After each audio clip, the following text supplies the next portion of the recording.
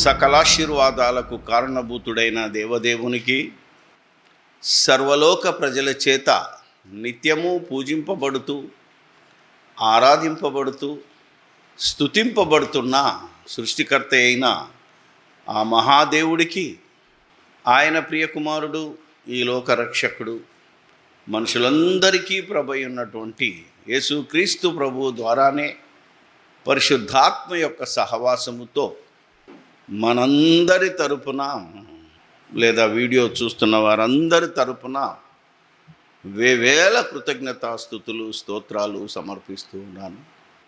ఈ మాటలు వినడానికి వచ్చిన మీ అందరికీ యేసు ప్రభు దివ్యనామములోనే నా వందనాలు శుభములు తెలియచేస్తూ ఉన్నాను. క్రీస్తునందు ప్రేమైన దేవుని వారలారా, నిన్నటి దినాన ఒక గృహప్రవేశం, మన సహోదరుడు మన సంఘస్థుడు ఆయన గృహప్రవేశానికి వెళ్ళినప్పుడు కొన్ని మాటలు మాట్లాడడం జరిగింది. అప్పుడు ఒక మంచి ప్రశ్న దొరికింది. దేవుడు కట్టించిన ఇల్లు కదా అని నాతో మాట్లాడాడు. ఎందుకంటే మనకున్న బైబిల్లో యెహోవా ఇల్లు కట్టించని ఎడల అని ఉంది తెలుగు ట్రాన్స్లేషన్. కానీ ఇంగ్లీష్లోకి వెళ్తే ఒక్కసారి ఇంగ్లీష్ బైబిల్ ఇందులోనే కూడా ఉంది, నేను చదువుతాను, జాగ్రత్తగా మీరు వినాలి. ఎలా ఉందో మనం చదువుకుందాం.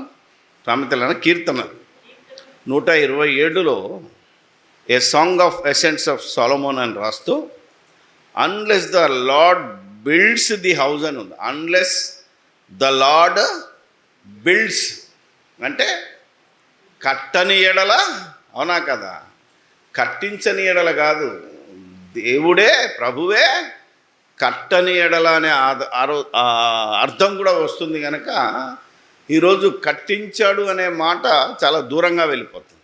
ఆయన ఉండి వేరే వాళ్ళ చేత కట్టించిన అర్థం వస్తుంది. ఇప్పుడు మన ఇల్లు ఒక మేస్త్రి చేత మనం కట్టిస్తాం, అవునా కాదు. కానీ దేవుని ఇల్లు, దేవుడు కట్టుకున్న ఇల్లు వేరే వాళ్ళకి ఇవ్వలేదు ఆయన. అంటే కాంట్రాక్టర్కో అసిస్టెంట్కో లేదా తన మధ్యలో తన దగ్గరున్న యేసు ప్రభుకు కూడా ఇవ్వలేదు అవకాశం, తానే కట్టుకున్నాడు. అందుకే ఈరోజు మనము తెలుగు బైబిల్లో ఉన్నదాన్ని మనం ఏ విధంగా ఆలోచిస్తున్నాము అంటే, ఒక్కసారి ఇప్పుడు మనం ఆలోచన చేద్దాం. యెహోవా ఇల్లు, అవునా, కట్టుకోని ఎడల లేదా కట్టని ఎడల, పదాలు ప్రయోగం అంతే తప్ప యెహోవా దేవుడు ఇల్లు కట్టని ఎడల దాని కట్టువారి ప్రయాసము వ్యర్థమే అనే మాటను మనం ఈరోజు ఈ యొక్క తెలుగు తర్జుమాలో విపరీత అర్థాలకు వెళ్తున్నాయి. కనుక కొందరు పాస్టర్లు అంటున్నారు ఆయన కట్టించాడండి అన్నాడు. ఆయన కట్టించడం ఏంటి? ఏమంటున్నాడు అక్కడ? ఆయన కట్టని ఎడల కట్టువాడి ప్రయాసం. ఇప్పుడు మనం ఆలోచిద్దాం. ఎందుకంటే కామన్ మ్యాన్ వరకు చేరగలిగిన పదప్రయోగం ఇది. దీనికి సాక్ష్యార్థంగా మనం అన్ని విషయాలు ఆలోచించాలి. మిగతా సాక్ష్యాధారాలు వెతుక్కోవాలి. నిజంగా దేవుడు కట్టిన ఇల్లు ఏది అనేది మనం ఆలోచన చేయగలిగితే, ఇప్పుడు మనం టైటిల్ పెట్టింది ఏంటిది? సర్వేశ్వరుడైన దేవుడు కట్టిన ఇల్లు. సర్వేశ్వరుడు అని తెలుగులో అంటున్నాం, పరమేశ్వరుడు అని ఇందులో అంటాం. తెలుసా మీకు? హిందీ బైబిల్లో ఏముంటుందంటే పరమేశ్వరునే కహా, పరమేశ్వరుడన్నా సర్వేశ్వరుడన్నా సర్వశక్తిమంతుడన్నా ఆ సృష్టికర్త అయిన దేవుడే. కనుక ఆ దేవుడు కట్టని ఇల్లు కట్టని ఎడల కట్టువాడి ప్రయాసం వ్యర్థమే. బైబిల్లో ఏముంది? కట్టించని ఎడల. ఇలా ఆలోచిద్దాం. అంటే బైబిల్లో తెలుగు తర్జుమా, నాట్ హీబ్రూ, అవునా కదా, లేదా లాటిన్, ఆ భాషల జోలికి వెళ్ళకుండా జస్ట్ మనకు అందుబాటులో ఉన్న భాషలు ఇప్పుడు కన్నడ బైబిల్ ఉందా? మీ దగ్గర కన్నడ బైబిల్ ఉందా? ఒక్కసారి చదవమ్మా. మైక్ తీసుకొని కన్నడలో చదవండి.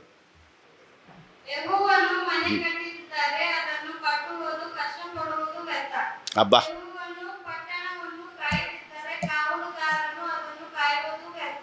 చాలు. అంటే దాన్ని తెలుగులో మనం అర్థం చేసుకోవాలి అంటే, యెహోవా దేవుడు ఇల్లు కట్టని ఎడల కట్టువాడి ప్రయాసం వ్యర్థమే. It's wonderful. నాకైతే ఇంతవరకైతే నేను కన్నడ బైబిల్ చదవలేదు, కానీ మీరు ఇచ్చిన సాక్ష్యాధారాన్ని బట్టి, మీకు అర్థమైన తెలుగును బట్టి మనం మాట్లాడుతున్నది కూడా 100% రైట్గా కనబడుతుంది. ఇంగ్లీష్లోకి వెళ్తే కూడా అదే ఉంది కదా. ఇప్పుడు మనం ఆలోచన చేస్తే, unless the Lord builds the house, those who build it labour in well. అందుకే ఎక్సెప్ట్ అయినా అన్లెస్ అయినా సేమ్ మీనింగ్ వస్తుంది కనుక, ఇప్పుడు మనం పెట్టిన టైటిల్ మనం ఆలోచించుకుంటే, దేవుడు కట్టని ఎడల. అయితే ఇంకా అడ్వాన్స్గా ఏమంటే, దేవుడు కట్టుకున్న ఇల్లేది అనేది మన ప్రశ్న. ఈ వాక్యాన్ని ఈరోజు క్రైస్తవ ప్రపంచంలో ఉన్న వాళ్ళు, వారు కట్టుకునే ఇల్లుకు వాడుకోవడం అనేది పరిపాటి. మీ అందరికీ తెలుసు. మీరు ఇల్లు కట్టినప్పుడు, ఒకవేళ ఇక్కడికి రాకుండా మీ ఊర్లో ఉన్నప్పుడు, మీ పాస్టర్ గారు చదివించే వాక్యం ఇదే, అవునా కదా? బునాది తీసేటప్పుడు అదే, ఏమ్మా స్లాబ్ వేసేటప్పుడు అదే, అవునా కదా?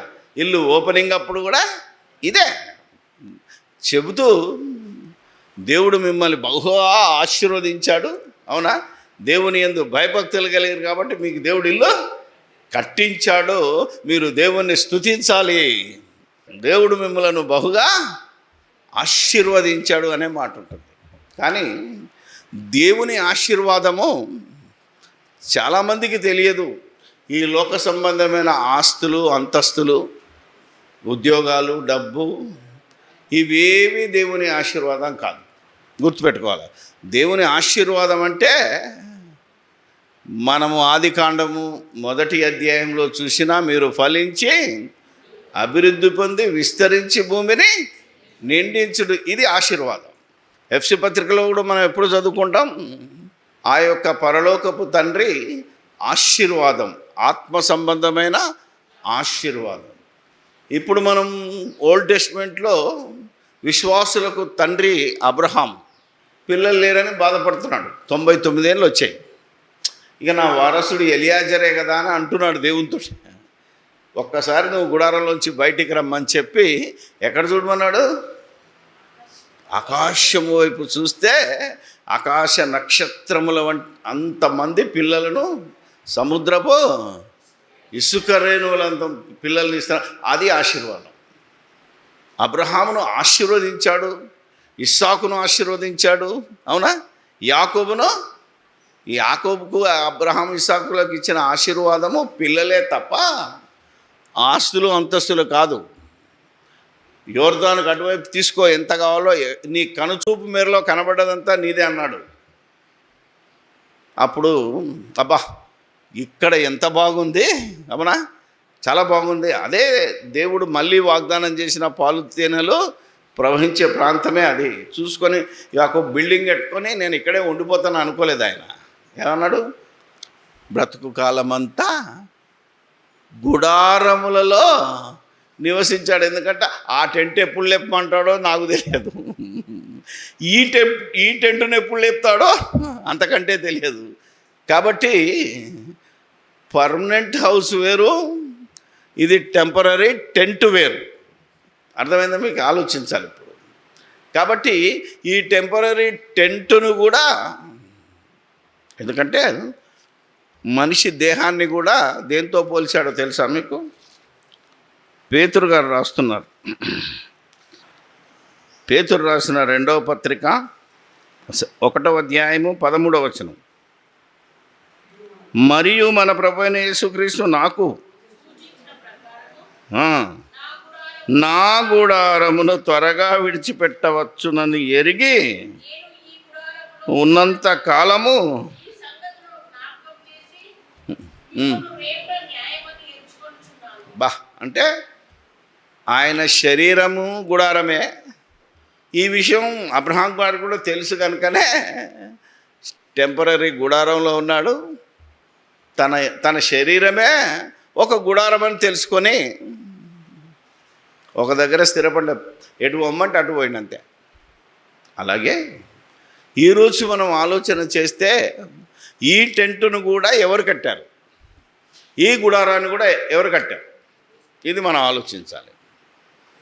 మనం ఎక్కడన్నా విహారయాత్రకు వెళ్తాం, మన ఎంబడి ఒక టెంటు, మనకంటే అలవాటు లేదు కానీ ఫారినర్స్లో కారులో రెడీగా ఒక టెంట్ ఉంటుంది.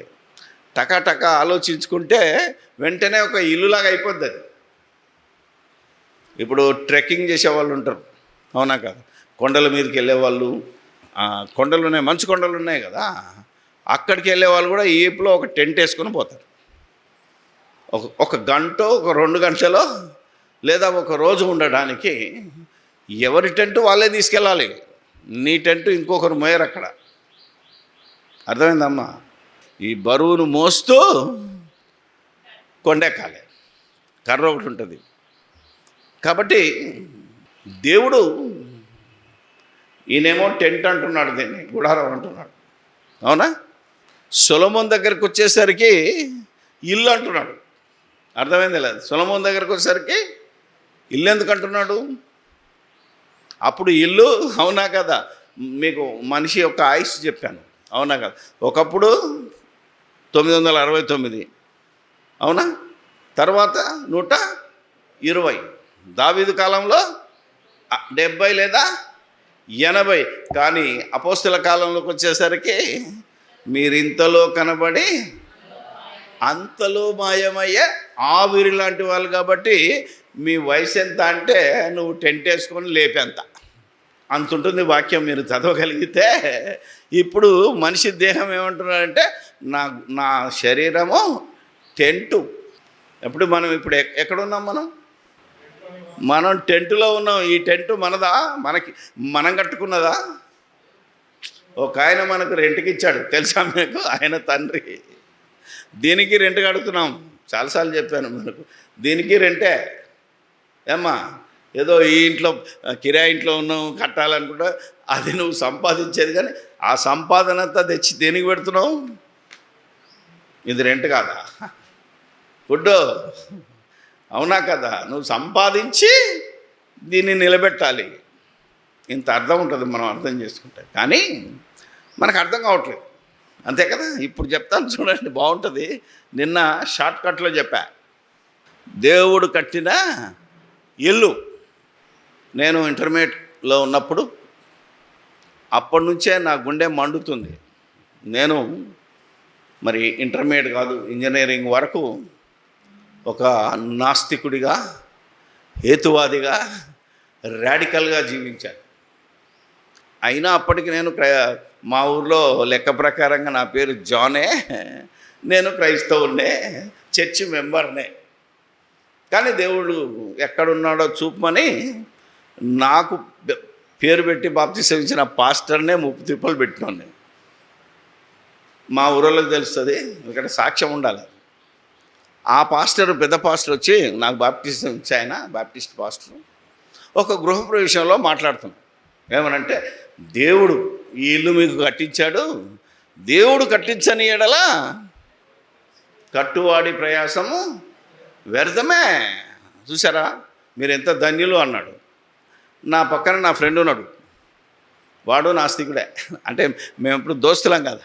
వాడేమన్నాడు, మీరు క్రైస్తవులు ఎంత మత పిచ్చోళ్ళో నాకు అర్థమైందిరా, అందుకే దేవుడు లేడు, దయ్యం లేదు, నాన్ సెన్స్ అన్నాడు.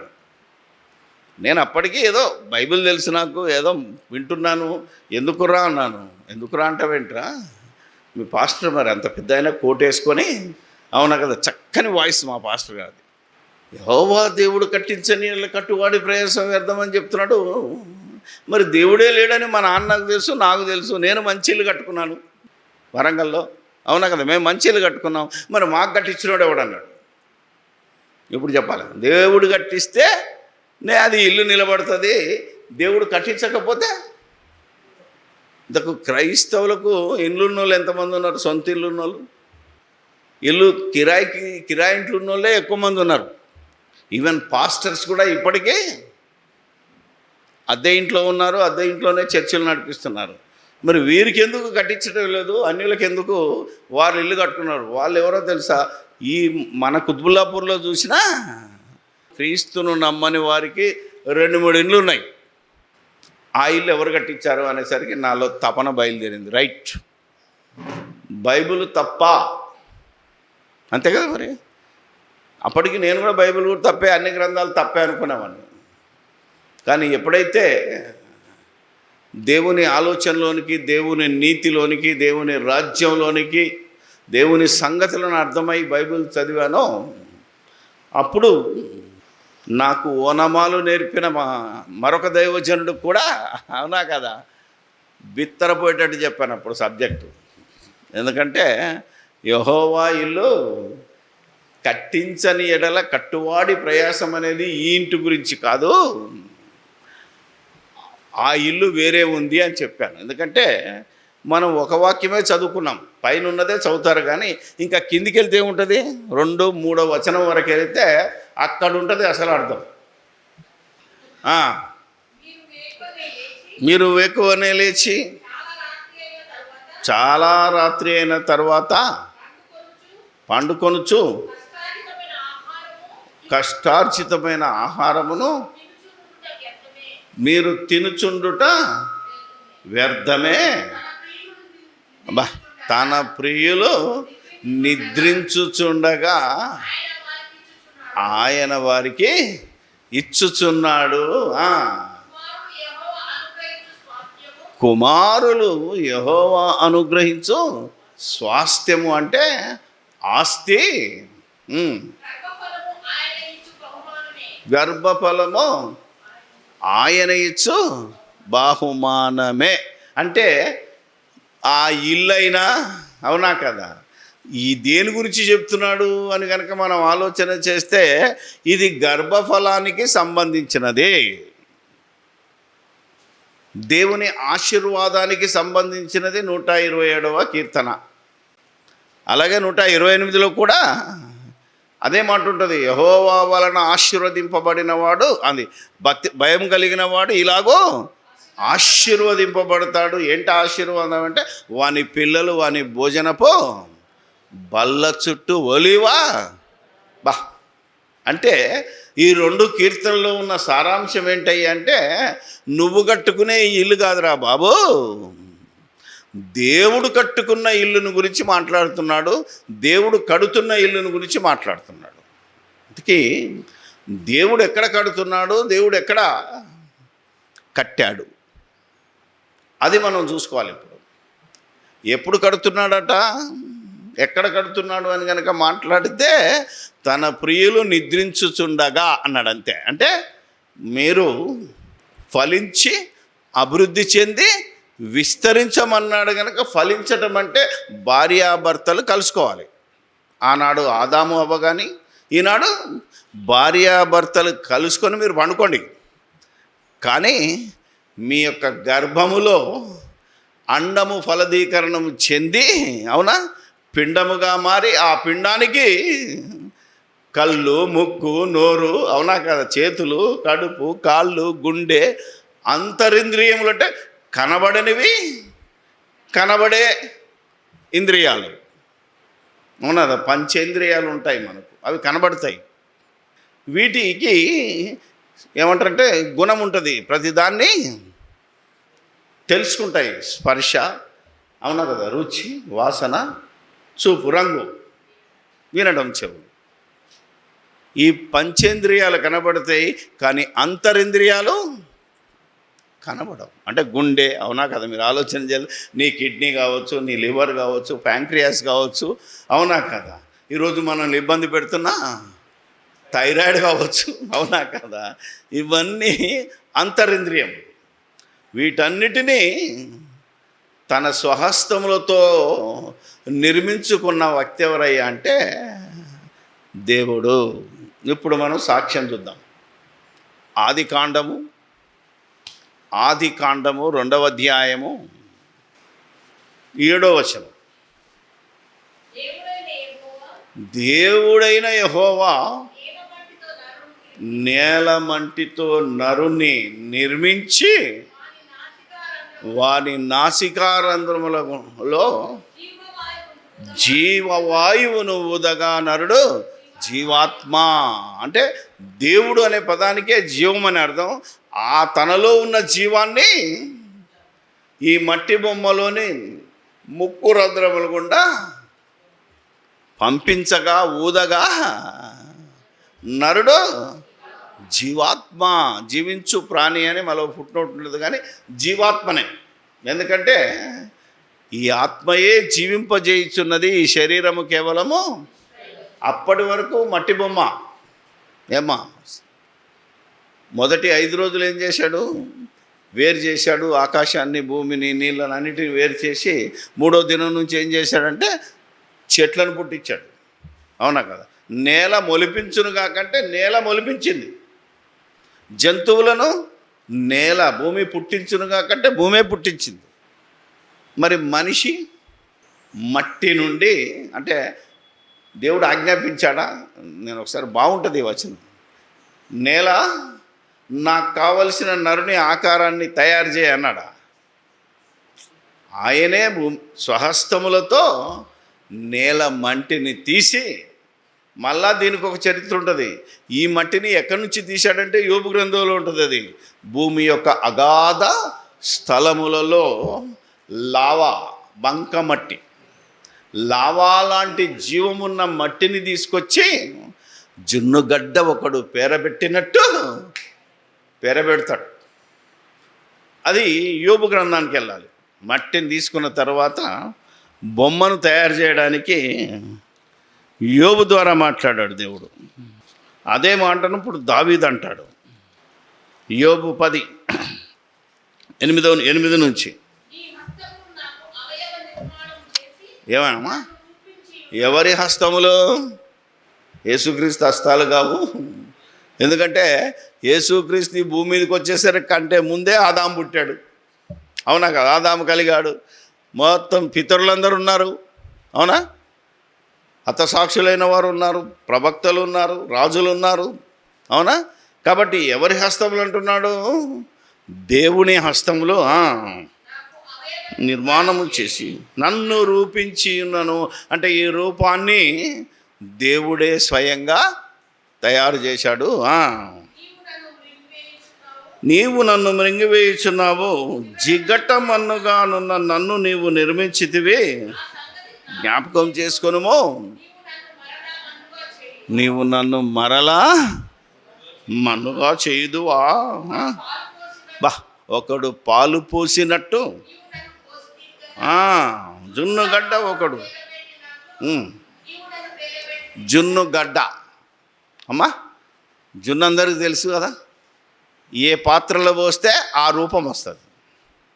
ఏమా, మంచి ప్లేట్లో పోస్తే ఒక రూపం ఉంటుంది, ఒక చెంబులో పోసుకుంటే ఒక రీతి ఉంటుంది. అవునా? కప్పులో పోస్తే ఆ రీతిగా జున్నుగడ్డ తయారవుతుంది. ఇప్పుడు ఆ నేల మంటి నుంచి ఏదైతే జిగట మన్ను అన్నాడు, లావా లాంటి ఆ మట్టిలో నుంచి నన్ను తీసి పేరబెట్టితివి కదా. అంటే ఒక మూస. సపోజ్ మీరు ఎప్పుడైనా చూస్తుంటారు, పాత్రలు తయారు చేయాలంటే బంగారాన్ని కరిగించిన, ఇనుమును కరిగించిన ఒక మూస ఉంటుంది. మీరు ఎప్పుడన్నా ఏమంటారైనా ఇటుకలు తయారు చేసే వాళ్ళు గుర్తుంటుంది. ఈ ఇటుకలు తయారు చేసే దగ్గర ఒకటి ఉంటుంది, సాంచ అంటారు మన దగ్గర. అది ఒక మట్టి దాంట్లో వేస్తే ఏ సైజు ఇటుక కావాలంటే ఆ సైజు ఇటుక వస్తుంది. అలాగే దీన్ని ఒక మూసలో తయారు చేసి కరెక్ట్గా దాన్ని దించాడు. ఇప్పుడు చూడు, మనకి ఎక్కడ ముక్కులు ఉన్నాడో అక్కడే ఉంటుంది, ఎక్కడ కళ్ళు ఉంటాయో అక్కడే ఉంటాయి, ఎక్కడ కనబడిన అవయవాలన్నిటినీ ఒకే రీతిగా ఉంటాయి. ఏ మనిషి కన్నా ఈ ముక్కు, ఈ నోరు వెనకకుండి కండ్లు ఇటుండి ఉన్నను చూశారు ఎవడన్నా? భయంకరంగా ఉంటాడు. అర్థమైందా? అది ఎక్కడ జరగట్లేదు ఎక్కడన్నా. ఇప్పుడు ఒకవేళ జరిగినా డాక్టర్లు ఏమంటారంటే అది జీనియాలజీ ఏదో ప్రాబ్లం అని చెప్తారు కానీ ఎక్కడ జరగదు. కొన్ని చోట్ల కవలలు పుట్టొచ్చు, అవునా కదా, కొన్ని చోట్ల 2 తలలు ఒక బాడీ అతుక్కొని పుట్టొచ్చు. అది అండంలో జరిగిన ప్రాబ్లం. కాబట్టి దాని విషయం కాకుండా ఇప్పుడు చెప్తాం చూడండి. చర్మముతోనూ మాంసముతోనూ నీవు నన్ను ఏమంటాడండి, చర్మముతోనూ మాంసముతోనూ నీవు నన్ను కప్పితివి, ఎముకలతోనూ నరములతోనూ నన్ను సంధించితివి, జీవమును అనుగ్రహించి నా ఎడల కృప చూపితివి, నా ఆత్మను ఏమంటాడండి. ఇప్పుడు చెప్పండి, ఈ ఆకార నిర్మాణాన్ని నిర్మించినోడు ఎవరయ్యా అంటే ఒరిజినల్ బిల్డర్, మేస్త్రి, అవునా, ఇంజనీర్, వాట్ నాట్ ఏమని అనుకోవచ్చు. ఆయన వేరే వాళ్ళకి ఇచ్చి కట్టించలే, ఆయనే స్వయంగా కట్టుకున్నాడు అనే అర్థము ఒక భక్తుని ద్వారా దేవుడు మాట్లాడాడు అంటే ఇప్పుడు 127వ కీర్తనలో దీనికి అనుగుణంగా మనం తర్జుమాన్ చేసుకోవాలి. అర్థమైందా మీకు? ఇప్పుడు మన శరీరాలు ఉన్నాయిగా, మూసపోసినట్టు నన్ను, అవునా కదా. ఈ బాడీ నిర్మాణం మీకు తెలుసు కదా. ఒక లారీని చూసినా, ఒక బస్సును చూసినా, ఒక కారును చూసినా ఏముంటుంది మెయిన్గా? దానికి బాడీ మొత్తం నిర్మించాలంటే ఒక చాసిస్ ఉంటుంది. కారు మెకానిక్ ఉన్నాడు కదా, మనోడికి తెలుసు బాగా, చాసిస్ ఉంటుంది. ఆ చాసిస్ మీదనే ఆ బాడీ నిలబడ్డది. ఏదైనా దాని మీద నిలబడాలి. ఇప్పుడు మన చాసిస్ ఏంటి? ఎముక, వెన్నెముక, తెలుసు కదా. దాన్ని మొత్తం బోన్ ఉంటుంది ఇక్కడి నుంచి కింది దాకా. అది గట్టిగుంటేనే నువ్వు నిలబడతావు, లేకపోతే చూస్తున్నారు కదా. సో దీని మీద ఎముకలు వచ్చాయి, రాలే, పక్కటెముకలు వచ్చాయి. దీని లోపల గుండెను కాపాడాడు, అవునా, ఊపిరితిత్తులను కాపాడడానికి ఈ యొక్క ఎముకల గూడు వచ్చింది. దాని మీద నరములతోనూ మాంసములతోనూ నన్ను సంధించితివి అంటే టోటల్ బాడీ కంట్రోల్ అంతా ఇక్కడికి తీసుకొచ్చి పెట్టాడు కంప్యూటర్, అవునా కదా. మొత్తం కంట్రోల్ ఎక్కడ ఉంటుంది? ఇక్కడ ఉంటుంది. తెలుసో లేదో మీకు? దీంట్లో ఎక్కడైనా క్లాట్ అయితే, ఒక చోట క్లాట్ అయితే నీ చేయి కాలు పడిపోతుంది, తెలుసా, పనిచేయదు. మరొక చోట క్లాట్ అయితే మాట పడిపోతుంది, ఇంకొక చోట క్లాట్ అయితే చూపు పోతుంది. అంటే మొత్తం బాడీ కంట్రోల్ అంతా నరములు మాంసం అన్నిటితో సంధించాడు దేవుడు. ఆ తర్వాత దీని మీద ఏమేశాడు? కప్పు. ఇల్లు, ఒకదాన్ని ఇల్లుగా తీసుకుంటే దీనికి ఏమంటారు? కప్పు. కప్పు ఏంటిది? ఇక్కడ కప్పు అంటే డాబా, ఇక్కడ కప్పు ఏంది? చర్మం. ఈ చర్మాన్ని కూడా ఎందుకు కలర్స్లు పెట్టాడు? అవునా కదా. కొందరు ఎర్రగున్నారని మురుస్తారు, అవునా కదా. అవునా, కలర్ చూడు అంటున్నారు. ఈరోజు పిల్లగాళ్ళు అంటే పెళ్లి చూసేటోడు ప్రతి ఒక్కడు ఏమంటున్నాడు? అమ్మాయి ఎర్రగా ఉండాలా. మరి కర్రెగా ఉన్నదని ఎవడు చేసుకోవాలి? ఇప్పుడు కర్రెగా ఉన్నామని పుట్టించినోడు ఎవడు? ఆ చర్మాన్ని కప్పినోడెవడు? నువ్వా, వాళ్ళ అమ్మనా? ఆలోచన. అంటే మీరు అనుకోవచ్చు నేను కర్రెగా ఉన్నా కాబట్టి నాకు అనుకూలంగా చెప్తున్నాను, బైబిల్ చెప్తున్నాను, దయచేసి మీరేమనుకోవద్దు, ఆలోచన చేయండి. అందుకే దీని మీద ఏం చేశాడు? ఈ బాడీ ఎండల బాగా తిరుగుతుంది, అవునా కదా, చాలా కష్టపడాల్సి ఉంటుంది కనుక దీన్ని ఏం చేశాడు? డాంబర్ రేకులతో కప్పాడు. మీకు తెలియదేమో, చల్లగా ఉండాలంటే వేడిని తీసుకొని లోపల చల్లదనాన్ని ఇవ్వాలంటే మీరు ఇప్పటికీ మీరు రైల్వే క్వార్టర్స్ చూడండి, సికింద్రాబాద్లో ఉంటాయి. పురాతనంగా ఇంగ్లీష్ వాళ్ళు కట్టిన బిల్డింగ్ల మీద ఏం పూస్తారంటే డాంబర్ పూస్తారు. జాగ్రత్తగా మీరు ఏంటి, ఎందుకంటే లోపల చల్లగా ఉండాలి. ఒక దగ్గర ఇల్లు చూస్తే మీరు ఇటలీ కానీ ఈ అమెరికా దేశాల వంటికి వెళ్తే ఇండ్లు ఇలా మనం గుడిసె కట్టినట్టుంటాయి. పైన నువ్వు ఎన్ని అంతస్తులు వేసినా పైన మాత్రం కొప్పులాగా ఉంటుంది. అంటే ఏమంటారు, అది త్రికోణంలో ఉంటాయి. మనమేమో స్లాబ్ వేసుకుంటాం. ఎందుకు? అక్కడ ఐస్ కురుస్తుంది, ఎప్పుడు పడితే అప్పుడు ఐస్ పడి ఐస్ ఏం చేయాలి? జారి కిందికి వెళ్ళాలి. మీద ఉన్నదనుకో స్లాబ్ పోతుంది. మన దగ్గర ఐస్ పడే ప్రమాదం లేదు కనుక నీళ్ళు పడితే వెళ్ళిపోతాయి. అంటే ఏ కాలానికి ఏ ప్రాంతానికి అనుగుణంగా మనం ఎలాంటి కప్పేస్తున్నామో ఈ బాడీకి కూడా అలాంటి కప్పేశాడు. ఒకవేళ నువ్వు భూమధ్య రేఖకు దగ్గరగా ఉన్న వెస్టిండీస్ తీసుకున్నావు అనుకో, వెస్టిండీస్ తెలుసుగా మీకు, ఏమా క్రికెట్ చూశారు కదా, వివియన్ రిచర్డ్స్ కానీ పెద్ద పెద్ద బ్యాట్స్మెన్స్ బౌలర్స్ ఎంత కర్రగా ఉంటారంటే మనమన్నా నయం. వాళ్ళు ఎందుకంత బ్లాక్ ఉన్నారంటే వాళ్ళు భూమధ్య రేఖకు ఎండను వేడిని తట్టుకోవడానికి ఆ బాడీ అలా తయారైంది.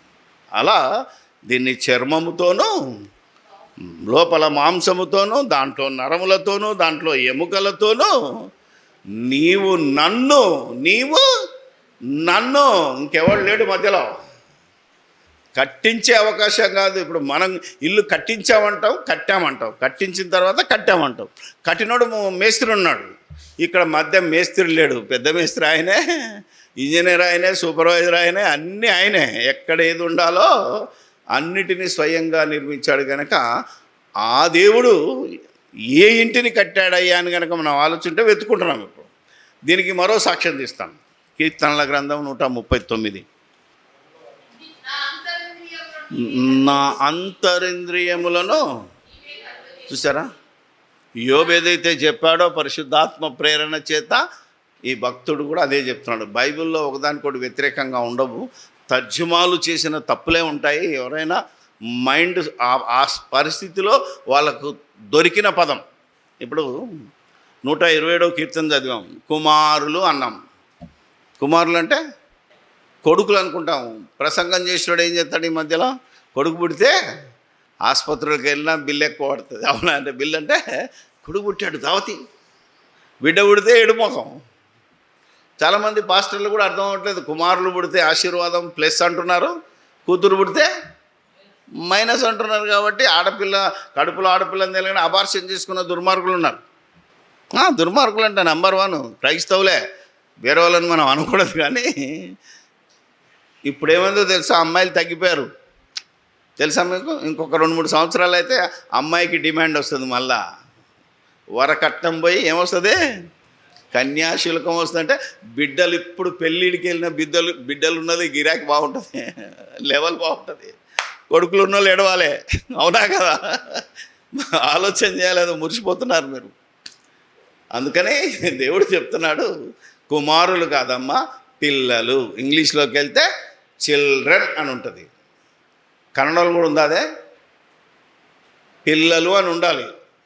కొడుకులు అని ఉండకుండా ఆడైనా మగైనా దేవుడిచ్చు స్వాస్థ్యం. అంటే ఆడ ఆకారాన్ని కానీ మగ ఆకారాన్ని కానీ నిర్మించేది మన అయ్య కాదు, మనం కాదు, మన అమ్మ కాదు, దేవుడే. అందుకే నా అంతరింద్రియములను నీవే కలగజేసితివి, నా తల్లి గర్భమందు నన్ను నిర్మించిన వాడవు నీవే, నిర్మించిన వాడవు, కట్టిన వాడవు.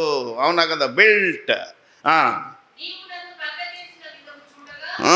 నా భయము ఆశ్చర్యము నాకు. దేవా నీకు స్తోత్రము నాయనా. నేను అమ్మ కడుపులోకి మా అయ్య కడుపులోకి వెళ్ళినప్పుడు కంటికి కనబడని చిన్న జీవాయును, మన కంటికి కనబడదు, మైక్రోస్కోప్లో పెడితేనే చిన్న తలకాయ తోకున్నట్టుంటుంది, అది ఇట్లా కదులుతుంటుంది. అవునా కదా? మీరు ఆలోచన చేస్తే దట్ ఈజ్ అవర్ బేస్. ఆ జీవకణము తల్లి అండంలోనికి వెళ్ళి చొచ్చుకెళ్ళి అక్కడికి వెళ్ళి ఫలదీకరణ చెందాలి. అంత చిన్న దానిలో నుంచి ఇంత పెద్ద ఆకారాన్ని నువ్వు ఎలా నిర్మించావయ్యా? ఒకే చిన్న కణం కొన్ని వేల కోట్ల కణాలుగా విభజింపబడి, కొన్ని చర్మ కణాలు, కొన్ని మాంస కణాలు, కొన్ని పైప్స్, ఏంటి నరాలు, ధమనులు, సిరలు. అవునా కదా? ఒకటేమో చెడు రక్తం తీసుకెళ్ళాలి, ఒకటేమో మంచి రక్తం, దాంట్లో సపరేటు కొన్ని వేల లక్షల కోట్ల కణాలు ఒకే కణం నుండి ఎలా వచ్చాయ్యా? ఒక్క కణమే మెత్తటి, ఆ కణమే ఇట్లా గట్టిగా కొట్టే తల ఎంత గట్టిగా ఉంటుంది. ఎముకలతోనూ కొన్ని కణాలు ఎముకలుగా మారాయి, కొన్ని కణాలు గోర్లు మారాయి, కొన్ని కణాలు వెంట్రుకలుగా మారాయి. అవునా కదా? మీరు ఆలోచన చేయగలిగితే ఇంతటి నిర్మాణాన్ని చూస్తే నాకు ఆశ్చర్యమును భయం పుట్టాలి మీకు.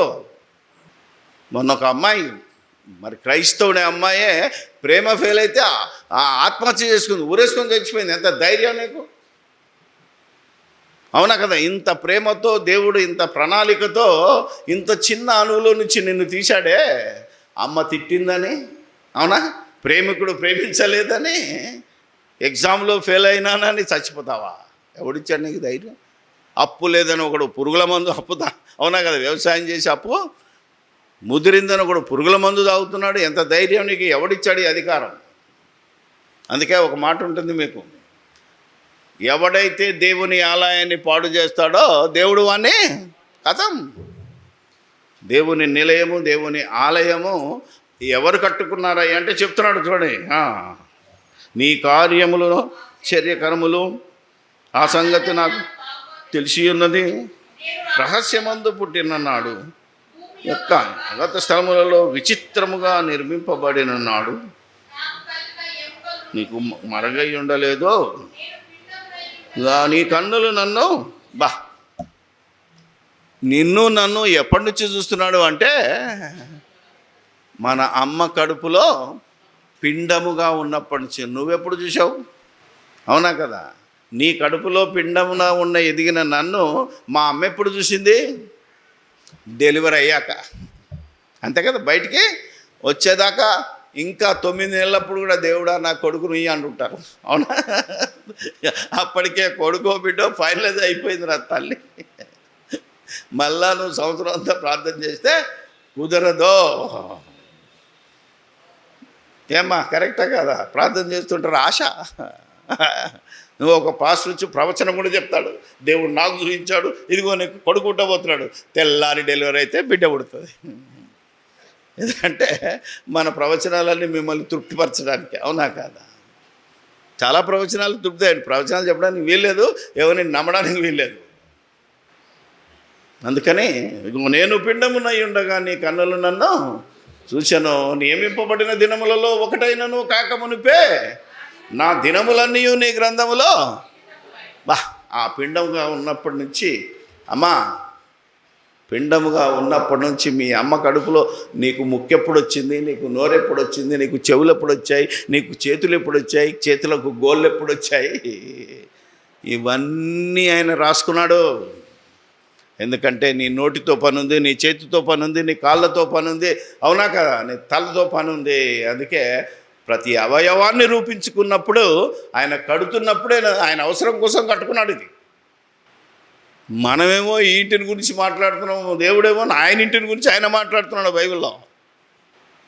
అలా ఆలోచించుకుంటే మనకి హెబ్రీ పత్రికలోకి వెళ్ళేసరికి దేవుడు కట్టిన ఇల్లేదయ్యి అంటే మనమే అన్నాడు. అంతే. మన దేహమే దేవుని నిలయము, ఆలయం. నిలయము భాష, దేవుని నిలయము, దేవుని ఆలయము, అది దేవాలయం.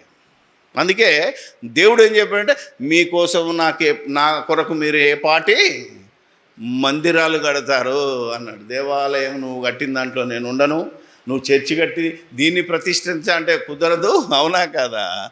నేను కట్టుకున్న ఇంట్లో నన్ను ఉండనిస్తే చాలు. అవును, అర్థమైందా లేదా? ఇప్పుడు ఎవరు కట్టుకున్న ఇంట్లో వాళ్ళు ఉండాలనిపిస్తారు. నువ్వు కట్టిన ఇంట్లో దేవుడు ఎందుకుంటాడు? మనం కట్టి పూజా గది పెట్టి, అవునా కదా, ప్రార్థనా గది పెట్టి ఇందులో ఉండు దేవుడు అంటే ఉంటాడా? చర్చి కట్టి తాళం, మనకంటే తాళం లేదనుకో, దీన్ని మొత్తం అయితే తాళం వేస్తానేమో తెలియదు కానీ, అవునా, ఆదివారం నాడు తెరిస్తే మళ్ళీ సాయంత్రం మూస్తే మళ్ళీ ఆదివారం తెరిచేది దేవాలయమా?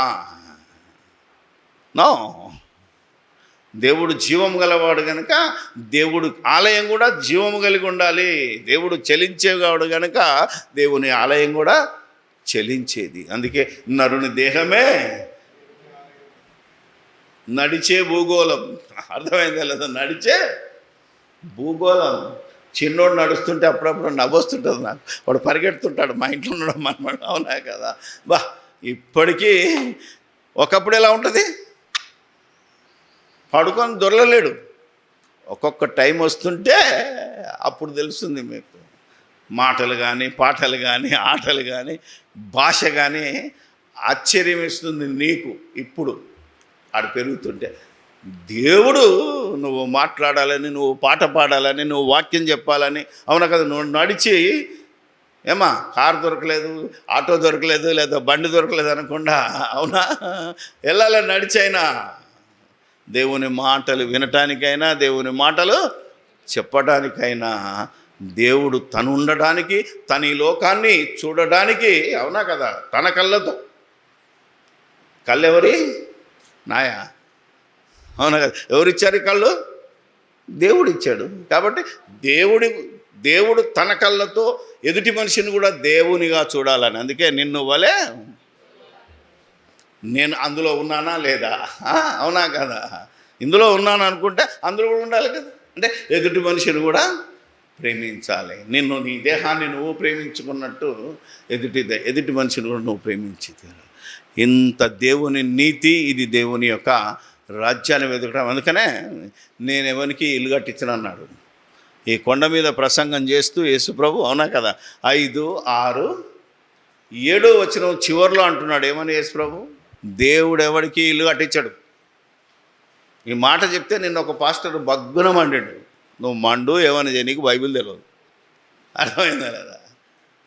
దేవుడే నాకు ఇల్లు కట్టించాడని చాలామంది సాక్ష్యాలు విన్నాను. సాక్ష్యం ఏదో చూపిస్తున్నాను. 7వ అధ్యాయము 22, 23 నుంచి. కాబట్టి ఏ మాటలు? 5, 6, 7 ప్రసంగం అంతా. ఈ నా మాటలు విని వాటి చొప్పున, వాటిని వినువాడు కాదు, వాటి చొప్పున విని గైకొని దాని ప్రకారంగా ప్రవర్తించేవాడు. బండ మీద తన ఇల్లు కట్టుకొనినా. ఇప్పుడు చెప్పండి, ఇల్లు ఎవడు కట్టుకోవాలి? యేసుప్రభు చెప్తున్నాడు, బండ మీద తన ఇల్లు కట్టుకొనినా. ఇప్పుడు నీ ఇల్లు నువ్వు కట్టుకోవాలన్నా యేసుప్రభు కట్టిస్తాడా నీకు? ఏమంటే ఇప్పుడు ప్రభుది కదా అధికారం. పోనీ యేసుప్రభు అనుకో, యేసుప్రభు కృప వల్ల నాకు నేను ఇల్లు కట్టుకున్నాను అన్నావు అనుకో, అది బాగుంటుంది. కానీ యేసుప్రభువే నాకు ఇల్లు కట్టించాడంటే, మనల్ని బతకడానికి ఇచ్చింది, మనకు ఆయుష్ని ఇచ్చింది దేవుడు. అందులో మనల్ని రక్షణ మార్గంలో నడిపిస్తున్న పరిశుద్ధాత్మను పంపించిన వాడు యేసుప్రభు. కాబట్టి దేవుని కృప వలన నేను ఇల్లు కట్టుకున్నానంటే బాగుంటుందేమో, కానీ దేవుడే నాకు ఇల్లు కట్టించాడంటే ఇది అక్రమం. ఇంకే యెహోవా ఇల్లు కట్టించాడు అంటే కుదరదు. దేవుడు, నా ఇల్లు నేను కట్టుకున్నాను, దేవుడు, అవునా, ఏం చేశాడు? కృప చూపించాడు. ఆలోచన చేయాలి. అందుకే ఇక్కడ యేసుప్రభు వాక్యాన్ని బట్టి ఎక్కడ నువ్వు ఇల్లు కట్టుకుంటావో అది నీ ఇష్టం. బండ మీద కట్టుకుంటే వాన వచ్చినా, వరద వచ్చినా, తుఫాన్ వచ్చినా పడదు. ఎందుకంటే బండ అనగానే ఎత్తైన స్థలం. బండ అనగానే మళ్ళీ ఆ బండ క్రీస్తే అనకండి, మళ్ళీ ఆడిపోతాడు ఒకడు. అందుకని బండ అంటే ఎత్తైన స్థలము. ఎత్తైన స్థలంలో ఇల్లు కట్టుకుని ఎలా ఉంటుంది? ఏమ్మా, వర్షం వచ్చినా, తుఫాన్ వచ్చినా, వరదలు వచ్చినా నీళ్ళు ఎత్తు మీద ఉన్నది కనుక, బండ మీద ఉన్నది కనుక నీకేం కాదు. మరి బుద్ధిహీనుడు ఎక్కడ కట్టుకుంటాడు? ఇసుకలో కట్టుకుంటాడు. అంటే ఎక్కడ? ఇప్పుడు చెప్పండి రా, హైదరాబాద్లో జరుగుతున్న వాస్తవాన్ని. చెరువులు, లోతులు, ఇసుకలు కట్టుకుంటే వానొచ్చే, వరదొచ్చే, మునిగే. ఒకవేళ నువ్వు చర్చి కట్టినావనుకో, దేవుడు నీకు ఏమైనా డబ్బులు ఇచ్చాడా? ఏమిస్తాడు? మనిషి అంతా చెందేసుకొని చర్చి కట్టాలి. ఈరోజు పాస్టర్లకు ఎలాంటి వాళ్ళు తయారయ్యారంటే మొత్తం వసూలు చేసి చర్చి కట్టి వాని పేరు మీద రిజిస్ట్రేషన్ చేసుకొని ఇది నా చర్చ్ అంటాడు. నా చర్చ్ అన్నావు అనుకో, అవతల నీ చర్చిలో నువ్వే ఉండు, నేను ఎందుకు ఉండాలని వెళ్ళిపోతాడు. ఇది దేవుని ఆలయం అన్నావు అనుకో, ఇది దేవుని రాజ్యం అన్నావు అనుకో, ఎవరైనా రావచ్చు, ఎవరైనా వెళ్ళచ్చు. దీనికేం పెట్టాను? ఇప్పుడు మనం కూర్చున్న దానికి ఏం పేరుంది? Temples of God. అంటే దేవాలయాలు కూడుకునే స్థలం ఇది. ఒక్కొక్కరు మీరు దేవాలయాలు అందరం కలుసుకొని ఇక్కడ కూడుకొని దేవుని మాటలు విని దేవుణ్ణి ఆరాధిస్తున్నాం. అందుకే దేవుడు కట్టుకున్న ఇల్లు ఇది. ఈ ఇంటిని దేవుడు కట్టుకోకపోతే, దేవుడు కట్టకపోతే దాని కట్టువాడి ప్రయాసము. అది ఇంత గొప్ప జ్ఞానముతో దావీదు పలికాడు ఆ రోజు. అది దావీదు అంటున్నారు, సొలొమోను పలికాడు. మీరేమో ఇంటికి వాడుకుంటున్నారు. ఒరే నాయనా, ఈ ఇల్లు కూలగొడుతుంది, అన్నీ వస్తాయి, ఈ ఇంటిని కట్టేవాడు ఎవడు లేడు, కాబట్టి దీన్ని జాగ్రత్తగా చెడగొట్టుకోకుండా తాగక. అవునా కాదా? ఇప్పుడు చెడిపోతుంది కదా, ఎక్కువ షుగర్ ఇష్టమని తిన్నాం అప్పుడు. ఇప్పుడు వచ్చేసరికి కిడ్నీలు పాడైనాయి. అవునా కదా? మీరు ఆలోచింపజేయగలిగితే లివర్ పాడైంది అనుకో, ఎవడు చెడగొట్టాడు ఇంటిని? నువ్వు లివర్ పాడు చేసుకొని, కిడ్నీ పాడు చేసుకొని, నీ అవయవాలు పాడు చేసుకొని ముందు చచ్చావనుకో, ఆత్మహత్య కిందకి వస్తుంది. కానీ ఈ సత్యం తెలియకముందే చెడిపోయాం. అవునా కదా? మీరు చింతించకండి, రేపేమి సంభవించునో నీకు తెలియదు కనుక రేపటి దినం దానిని గురించి ఆలోచిస్తుంది. ఇలా మనం బ్రతుకుంటే మనకే రోగం రాదు. రోగాలు వచ్చేటి అన్న మన థింకింగ్ వల్లనే కదా, మన తిండి వల్లనే కదా. అంటే ఈ ఆలయాన్ని మనం చెడగొట్టుతున్నాం. చెడగొట్టకుండా దీన్ని జాగ్రత్తగా మనం కాపాడితే దేవుడు మనకి ఈ శరీరానికి ఏమంటాడు? మహిమ గల శరీరంగా మారుస్తాను. క్షేమయ్యే ఈ శరీరాన్ని మహిమ శరీరంగా, ఎందుకంటే దేవుడు కట్టుకున్నది ఇది. కుక్క చచ్చిపోయింది అనుకో, దానికి నో ప్రాబ్లం. సింహం చచ్చిపోయినా నో ప్రాబ్లం. రోడ్డు మీద ఏ జంతువు చచ్చినా పట్టించుకోడు దేవుడు. కానీ దేవుడు తన ఇంటిని ఎలా కాపాడుకోవాలి, దీనికి ఎలా నిత్య జీవాన్ని ఇవ్వాలని ఆలోచించాడు. కనుకనే ఇంటింటికి వెళ్ళి సువార్త చెప్పి యేసుప్రభు నమ్ముకొని యేసుప్రభులాగా బతకండి. ఈ దేహంలో యేసుప్రభును ప్రతిష్ఠించండి హృదయంలో. అప్పుడు ఈ హృదయం పరిశుద్ధంగా మారుతుంది. దయ్యం గృహ చేయకండి అని ఆనాడు చెప్పిన మాటలు మీరు గుర్తుంచుకుంటే, చిన్న మాట అన్నీ కవర్ చేసినా ఏం చేయకపోయినా, దేవుడు కట్టుకున్న ఇల్లు, దేవుడు కట్టిన ఇల్లు ఏదంటే నరుని దేహమే. దేవుడు స్వయంగా తన స్వహస్తాలతో మట్టిని తీసి, దాన్ని నీరు చేసి, బొమ్మను చేసి, జొన్నుగడ్డ పేరబెట్టినట్టు పేరబెట్టి దీంట్లో ఉన్న అవయవ నిర్మాణం చేసి, దీనిని అగ్నితో అనగా వేడితో కాలుస్తూ దీంట్లోకి గాలిని ఊదాడు. ఆలోచన చేస్తే దీంట్లో స్పేస్ కూడా ఉందంటే పంచభూతములతో నిర్మింపబడిన దేహం ఇది. అందుకే మొత్తం ఆకాశము నా సింహాసనము, భూమి. అర్థమైందా మీకు? ఇప్పుడు ఇందులో ఆకాశం ఉంది, ఇందులో భూమి ఉంది, ఇందులో నీళ్లున్నాయి, ఇందులో గాలి ఉంది, ఇందులో అగ్ని ఉంది. లేదా? దేవుడు కట్టిన ఇల్లు, దేవుడు కట్టుకున్న ఇల్లు. ఆ దేహాన్ని మీరు పాడు చేయకుండా దేవునికి ఆలయాలుగా ఉంచండి అని ఇదే ఫైనల్ వార్నింగ్. రేపు మిమ్మల్ని కూడా మీరు కట్టుకున్న ఇంట్లో కూడా ఆయన కట్టుకున్న ఇంట్లో ఆయనను ఉంచితే, మీరు కట్టుకున్న ఇంట్లో మిమ్మల్ని ఉంచుతారు. ఇది దేవుని వాగ్దానము, దేవుని మాట. ఏదైనా అనుకో, దేవుని చిత్తము, దేవుని సంకల్పము.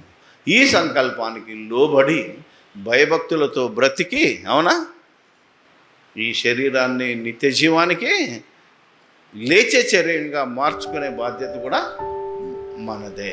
ప్రార్థన చేసుకుందాం.